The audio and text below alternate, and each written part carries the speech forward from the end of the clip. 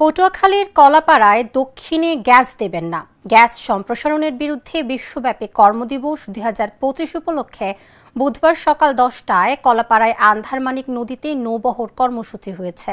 পরিবেশবাদী সংগঠন ধরিত্রী রক্ষায় আমরা ধরা, ওয়াটার কিপার্স বাংলাদেশ ও স্বেচ্ছাসেবী সংগঠন আমরা কলাপাড়াবাসীর যৌথ উদ্যোগে কর্মসূচিতে নৌকা র্যালির মাধ্যমে স্লোগান, ব্যানার ও প্ল্যাকার্ড সহ গ্যাস সম্প্রসারণের বিরুদ্ধে প্রতিবাদ কর্মসূচি হয়।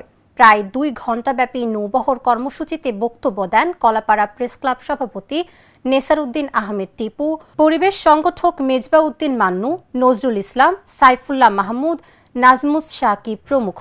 বক্তারা গ্যাস সম্প্রসারণ নিরসনে এই উপকূলীয় এলাকায় গ্যাস ভিত্তিক বিদ্যুৎ কেন্দ্র ও এলএনজি টার্মিনাল নির্মাণ প্রক্রিয়া বন্ধের দাবি জানান। সব ধরনের ফসিল জ্বালানির ব্যবহার নিয়ন্ত্রণে সরকারের প্রতি অনুরোধ জানান তারা। নৌবহরটি আন্ধারমানিক নদীর প্রায় ৫ কিলোমিটার এলাকা প্রদক্ষিণ করে। অববাহিকা অঞ্চল, আমরা যে অঞ্চলকে আমরা কলাপাড়া উপজেলা হিসেবে শুধু বাংলাদেশের মানুষ নয়, পৃথিবীর সবাই জানে এই জনপদ ধ্বংস হয়ে যাবে, এই জনপদের কোনো বসতি থাকবে না, প্রাণ প্রকৃতি থাকবে না, জীববৈচিত্র্য থাকবে না। তো আমাদের আকুল আবেদন থাকবে এই উপকূলের জনবসতি রক্ষার জন্য আর কোনো বিদ্যুৎ কেন্দ্রের দরকার নাই। বিশেষ করে আমরা কোনো গ্যাস ভিত্তিক বিদ্যুৎ কেন্দ্র চাই না।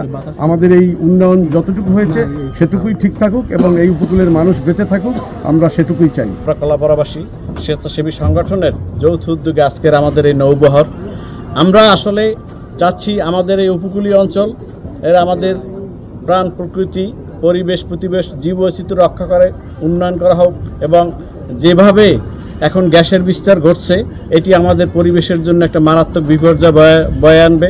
তো আমরা সকল ধরনের দূষণ থেকে আমাদের পরিবেশ প্রকৃতি রক্ষার জন্য আজকের এই প্রতীকী আমরা নৌবহর করেছি। আমাদের এখান থেকে আমরা দাবি করছি আর কোনো বিদ্যুৎ কেন্দ্র যাতে না হয় এবং গ্যাস ভিত্তিক বিদ্যুৎ কেন্দ্র আমরা চাই না। গ্যাসের সম্প্রসারণ আমরা অতি দ্রুত বন্ধের জন্য সরকারের প্রতি আবেদন জানাচ্ছি।